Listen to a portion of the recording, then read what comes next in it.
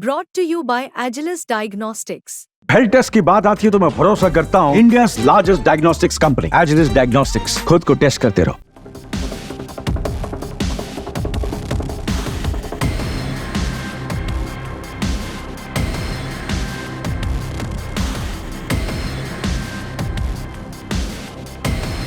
पाकिस्तान में दिन ब दिन माहौल बिगड़ते जा रहा है। खैबर पख्तूनवा के कुर्रम जिले में सांप्रदायिक हिंसा को भड़के हुए 3 से ज्यादा दिन हो चुके और इस हिंसा में अब तक 80 से ज्यादा लोग मारे जा चुके हैं, जबकि 150 से ज्यादा लोग घायल बताए जा रहे हैं। न्यूज एजेंसी AFP के मुताबिक कुर्रम में कई महीनों से शिया और सुन्नी के बीच टकराव होता रहा। इसी कारण 300 से ज्यादा परिवार यहां से पलायन कर चुके हैं। लेकिन हाल ही में खैबर पख्तूनवा में जो आतंकी घटना हुई उसके बाद ये सांप्रदायिक हिंसा और ज्यादा भड़क गई। दरअसल शियाओं के एक काफिले पर गोलीबारी हुई। इस गोलीबारी में 40 से ज्यादा शियाओं की मौत हो गई। इसके बाद से ही कुर्रम में शिया और सुन्नी के बीच खून खराबा जारी है।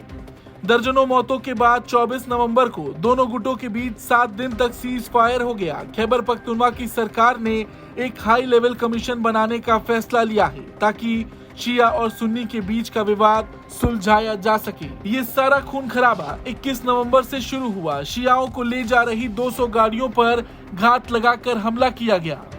शियाओं का ये काफिला पेशावर से पारा चिनार जा रहा था। इन पर कुर्रम जिले के बेगन टाउन पर हमला हुआ था। पाकिस्तानी अखबार डॉन की रिपोर्ट के मुताबिक काफिले पर घात लगाकर 4 तरफ से हमला किया गया था। इस हमले में बचे 14 साल के मोहम्मद ने डॉन को बताया कि लगभग आधे घंटे तक हमला होता रहा। अजमीर हुसैन उन लोगों में थे जो इस हमले में घायल हो गए थे।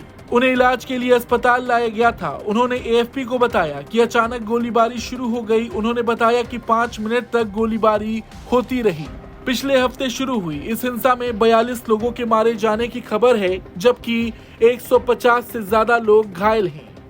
एक अधिकारी ने बताया कि मारे गए लोगों में 16 सुन्नी और 66 शिया हैं।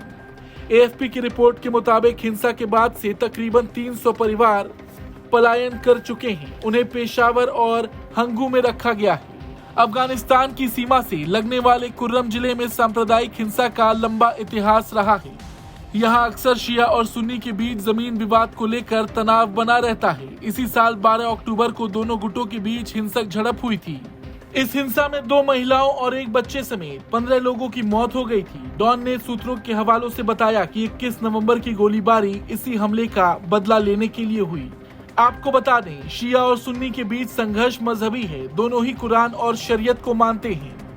हालांकि इसके बावजूद प्यू रिसर्च का एक सर्वे बताता है कि ज्यादातर सुन्नी शियाओं को मुसलमान नहीं मानते।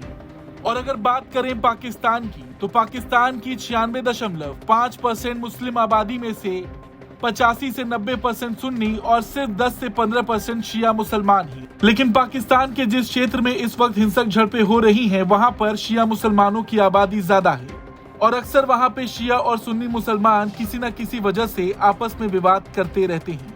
ब्यूरो रिपोर्ट, भारत तक।